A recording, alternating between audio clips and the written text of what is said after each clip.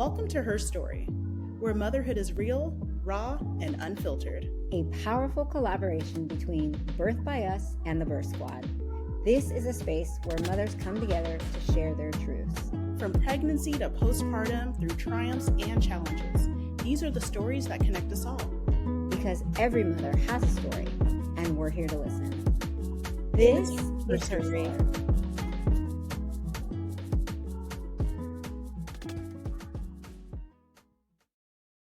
Well, welcome to Her Story, everyone. This is a collaboration series by Birth by Us and the Birth Squad, and we're so excited to have you with us today. On this podcast episode, we're going to be welcoming Shayla. So we want to start by introducing ourselves, and then we'll have Shayla introduce herself. So I'm Dr. Kamisha Thomas. Hi, I'm Ijoma, co-founder of Birth by Us. Hi, I'm Dr. Ijoma Kwandu and founder of the Birth Squad with Dr. Thomas.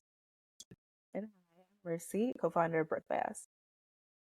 Well, now that we've gotten that out of the way, Shayla, do you mind just telling us about yourself, introducing yourself, and then tell us about who you are? Yes, my name is Shayla Brown. I am the founder of Genesis Birthing and Living. It's a digital space where Black women use storytelling to help us birth without trauma and shame. I'm also a wife and mother of 7 with one on the way. Awesome. Well, welcome, Shayla. Just to start us off, we would love to learn a little bit more about your path towards motherhood.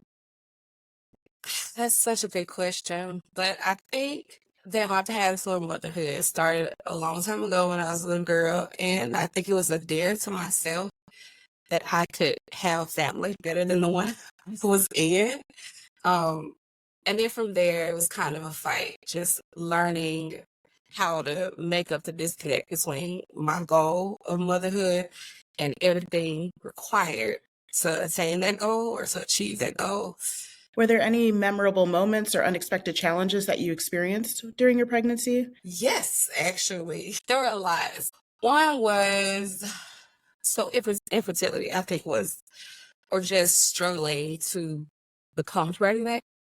I became pregnant first, and then I had a miscarriage, and I had to self-diagnose myself with that miscarriage, but I wasn't quite sure what was happening. Went to a clinic, was mistreated, had to figure it out myself. Then from there, I experienced a pseudo-pregnancy or pseudocyesis because of the way the miscarriage had gone, and I just became so distrustful of doctors and medical system. There was a rising wave. It was like 2015, 2014. A rising wave of Black women starting to take our health into our own hands, but it was still small and it was growing. And the idea of medical neglect and mistreatment has just come into the forefront. So there was a lot of anxiety around trusting medical professionals. When I was getting negative pregnancy tests, when I was going to the doctor and they were telling me I wasn't pregnant, I just didn't believe them because I'm like, well, I do everything else myself. Maybe I have to, maybe I'm right and they're wrong this time because I was right last time and they were wrong. But then I finally had to come to terms with the fact I was not pregnant. Then from there, I became pregnant. Then there was the whole journey of being pregnant and getting past the cultural norms of children, at least where I came from. Children being a burden and ruining your life, and why do you want to do this? And not getting the support from my community that I needed, not getting any information or knowledge, digging for birth stories just so I could know. So I also had to traverse or transcend the reality that the culture around birth, where I come from, and not being celebrated and being kind of a burden on women. I assume maybe a lot of trauma associated with other women's births. So just not getting the support from the women who raised me and who were so instrumental in so many parts of my life, I just kind of felt abandoned.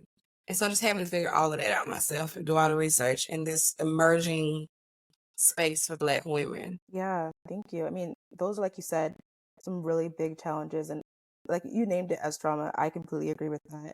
One question I have is you're talking about the lack of, the mistreatment you were facing, lack of support, lack of community. In terms of how did that affect your pregnancy journey and beyond? But even thinking nowadays, and with this current child, you're bringing up, how does that affect how you actually seek care and find providers that you can trust? Well, I leaned into home birth. Um, I started out with student midwives because that's what I could find where I was. And there's an affordability thing. So sometimes student midwives will exchange, lower rates so that they can finish their requirements. So I had two student midwives for two of my births. I found a nurse midwife that I trusted.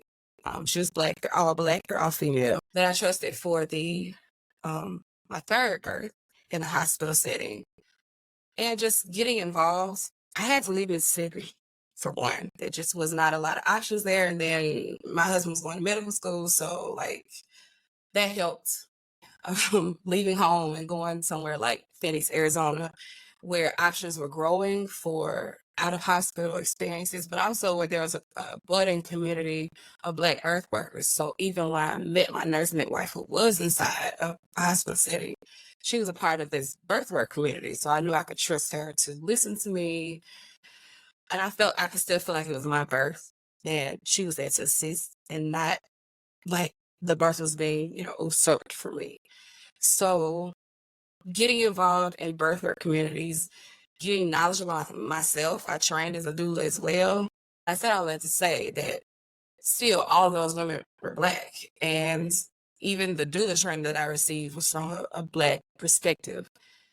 And so all of that has allowed me to own the experience a lot more from a cultural context and to just kind of build that absence, not just my knowledge, but the absence of cultural context for how birth goes for Black women.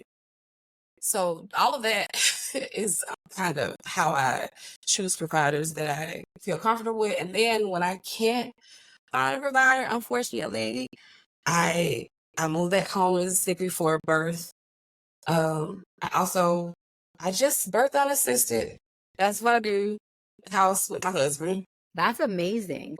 That kind of takes me right into our next question, which is you've had multiple birth experiences. You said you had a hospital birth. You said you've had a midwifery assisted birth, and you've had unassisted home birth, which we see sometimes in patients like you. This is not their first rodeo. You're having your seventh baby, right? Like, like kind of how your body works. But for those people out there who maybe have never had a baby and don't understand how these different systems work, can you share with us your birth experience? Maybe like one comparison between the hospital experience, the midwifery experience, and the home birth unassisted experience.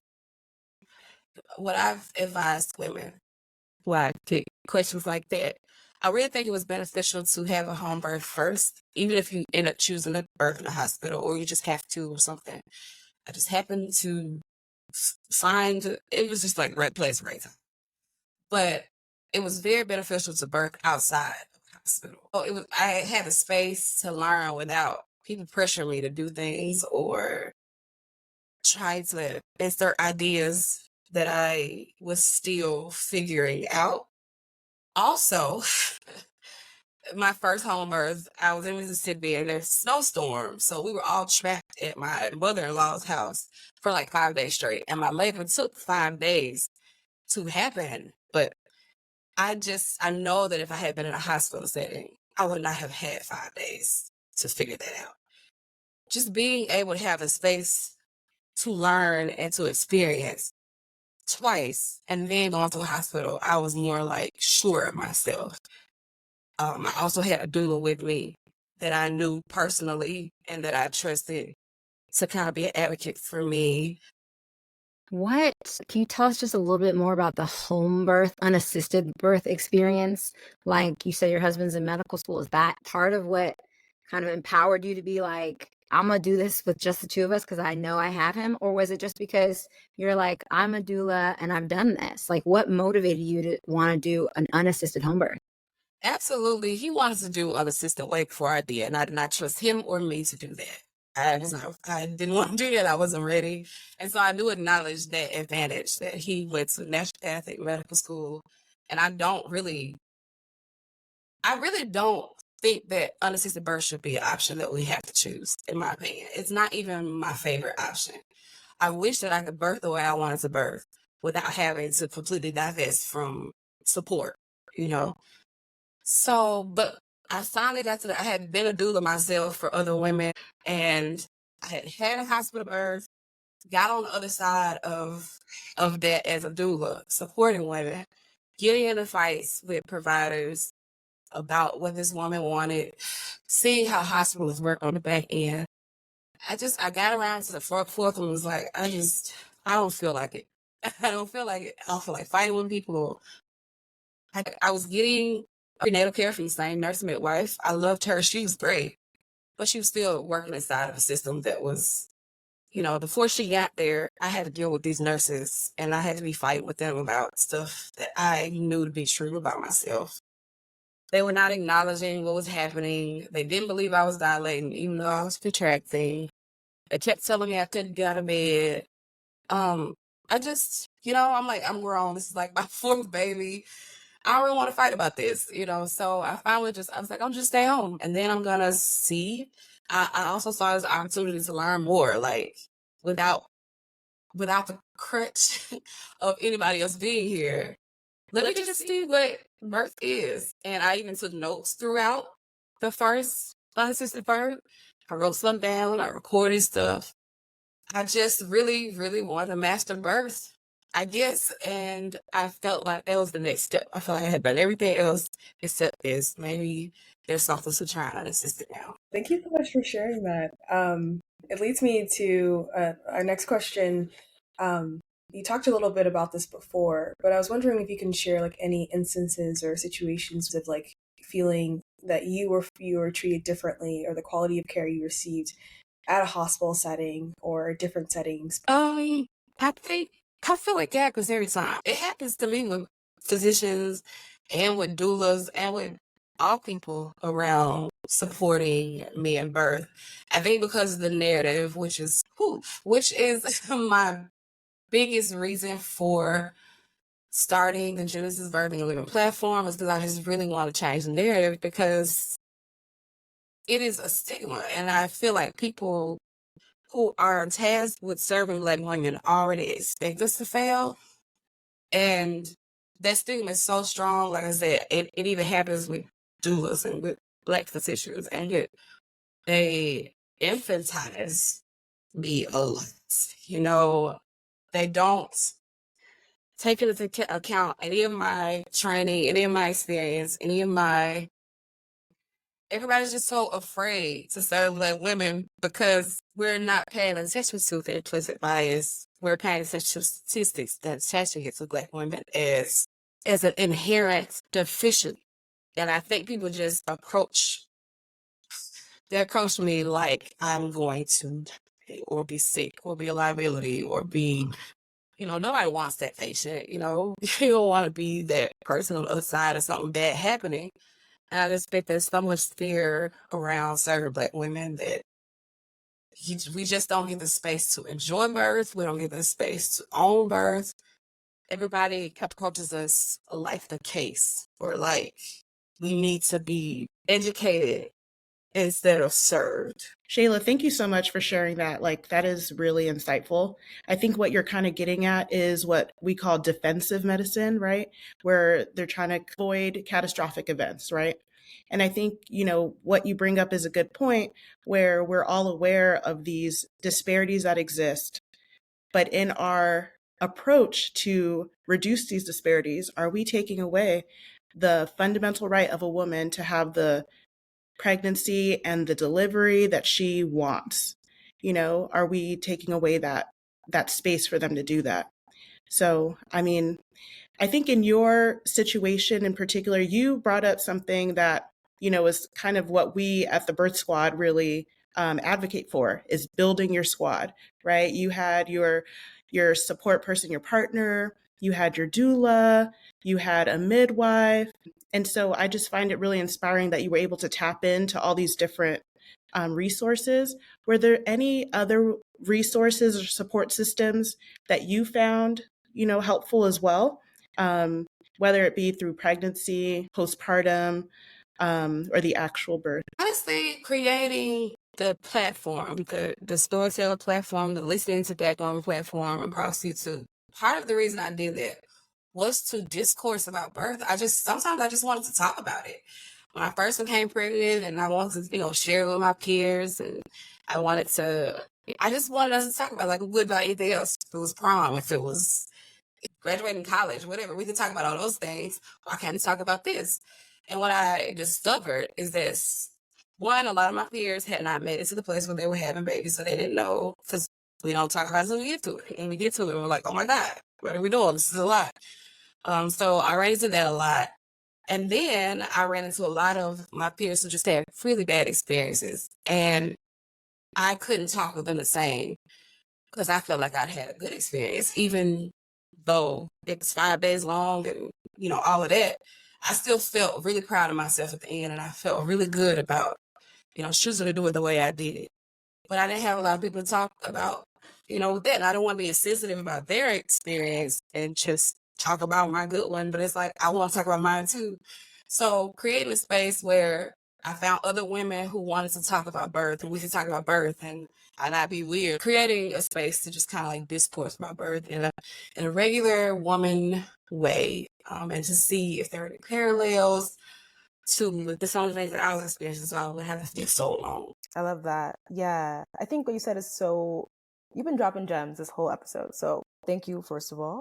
But definitely we're talking about with the platform, Genesis Birthing and Living, and about how community support and having space to actually talk and share experiences is so important.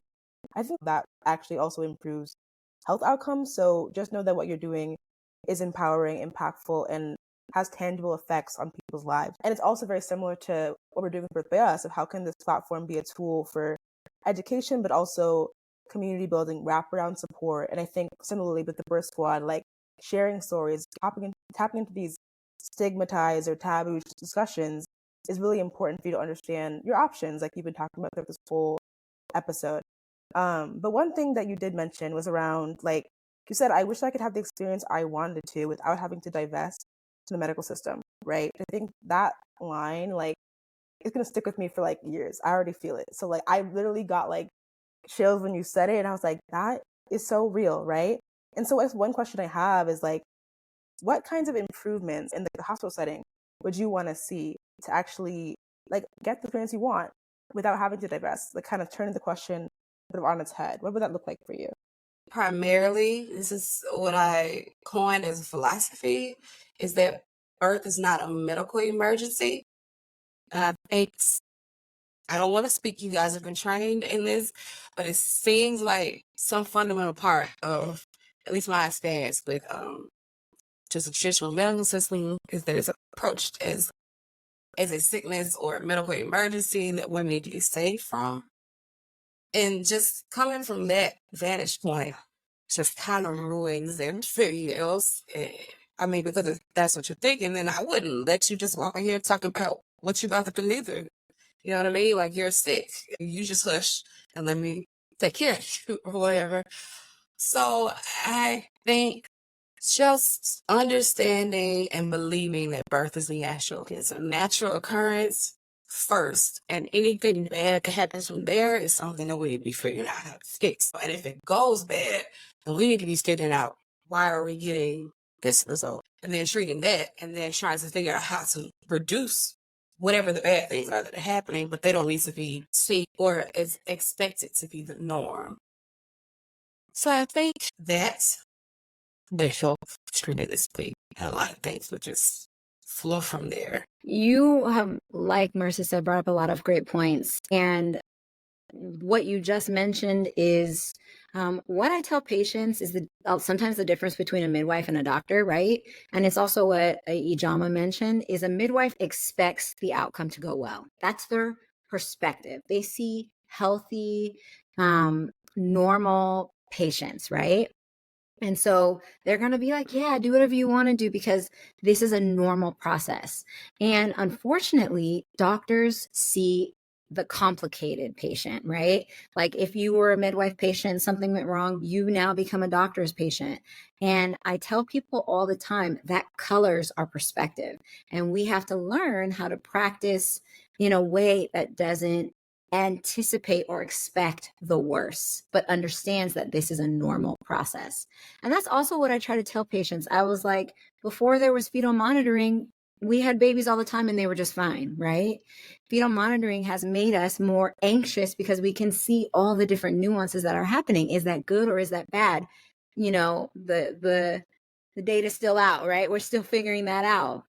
Same thing with my patients who want us to ultrasound them every single visit. And I tell them, like, we didn't used to do that. When you go to an appointment and you're like, your baby's too big for your pelvis, I'm like, who am I to say that? Ultrasound is not the end all be all, right? We know there's data that it's 20% plus minus, right? So I think sometimes as providers, it is our job to take that data and to calm people down, right? Because there's people who are on the other end of the spectrum from you and say, this is normal and it will be okay. But we have to believe that ourselves, because you're 100% right. Pregnancy and birth has become pathology instead of physiology, right? This is a normal physiologic process, but we've turned it into a disease.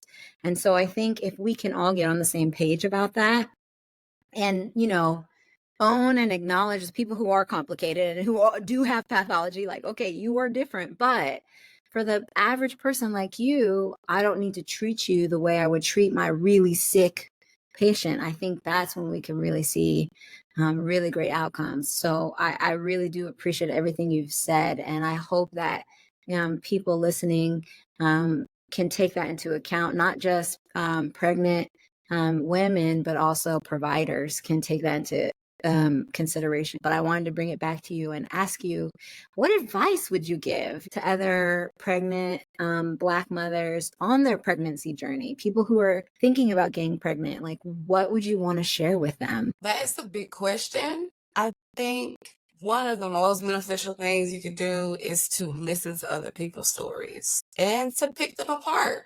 I also think while birth is natural, it is still something that the more knowledge you have about it, the more you can succeed in it.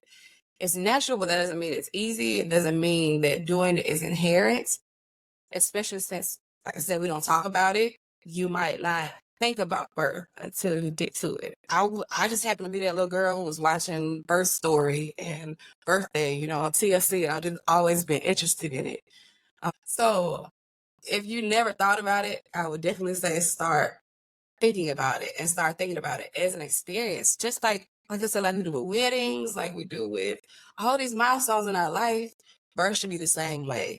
And understanding how much your social situation plays into how your birth turns out. So, like how you're thinking about it mentally. If you're stressed about it, if you're stressing, stress is a huge factor. And it's one of those things that's kind of unseen and uncounted, I guess. Maybe it's not as quantifiable or something. But I think stress is really huge. And if you are, and I know we're doing a lot. We're working, we're mothers, we got all this stuff going on, whatever. But it's so important to be mindful that when you are pregnant, or as you're thinking of becoming pregnant, check your surroundings and really be intentional about creating a space for yourself where you avoid stress at all costs. And it might mean that people and things have to slow down around you. And it's that important. I know we feel like everything's gonna fall apart if we don't do it right now, but stress is just such a huge factor in how well your birth goes. So really just pay attention to your emotional state, your mental state is just as important as getting the information about what's happening physiologically inside your body, because that's important too. And hiring as much help as you can. There are ways around fees. You can get student doulas who need to complete their certifications and get them for free. You can get midwives for discounted prices. Just tap into your resources. Thank you so much for sharing that. Again, I would love to direct your focus in a topic that, in my opinion, doesn't get talked enough about, which is the postpartum period. And I was wondering if you can walk us through your journey, your first birth. What does that look like?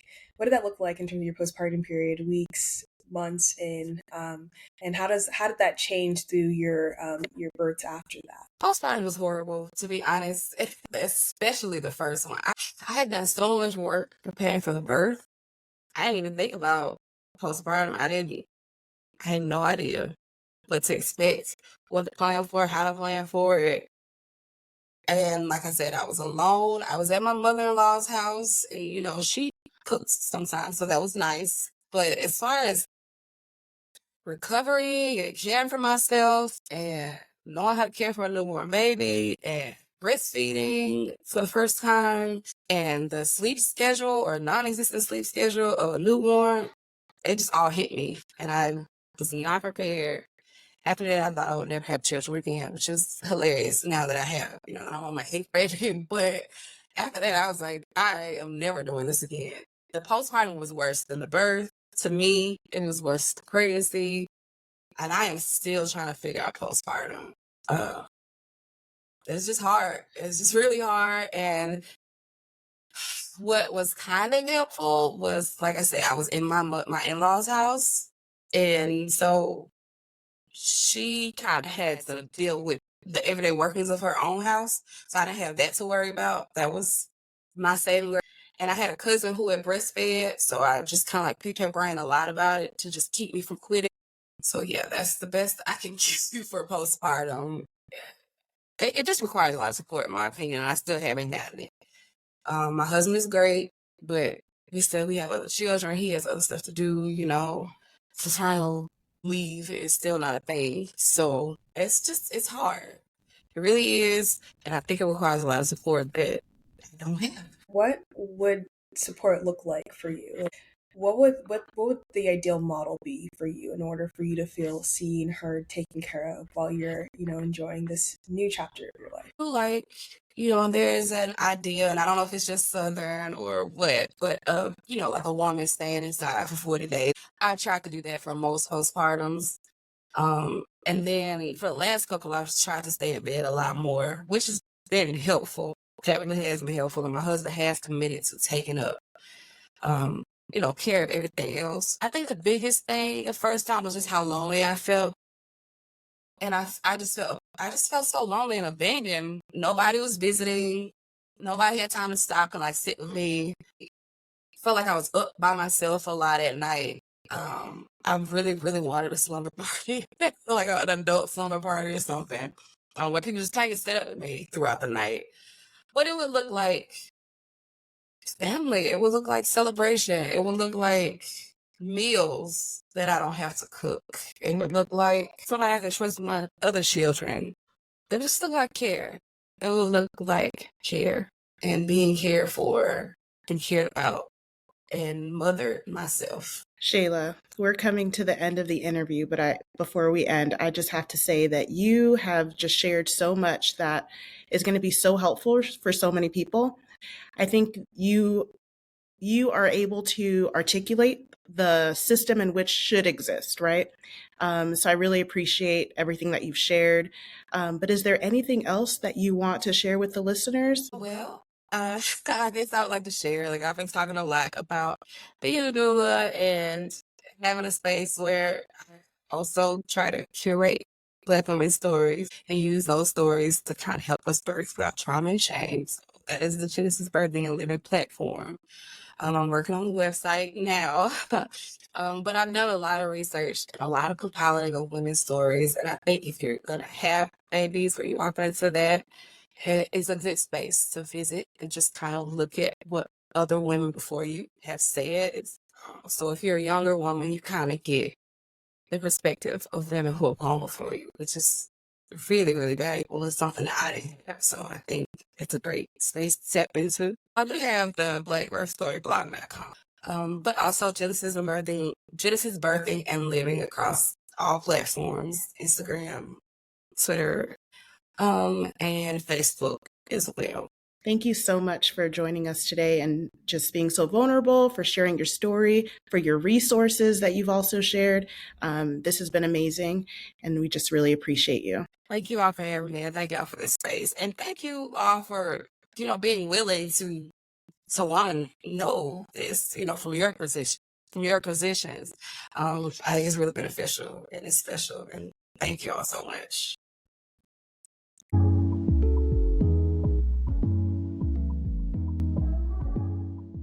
Thank you for listening to Her Story. We hope that these stories inspire, uplift, and remind you that you're never alone on this path. Tune in on YouTube, Spotify, and Apple Podcasts. Also, don't forget to subscribe, like, comment, and join the conversation. We would love to hear your thoughts, your stories, and you can connect with us on social media. Together, we're building a community, one voice at a time.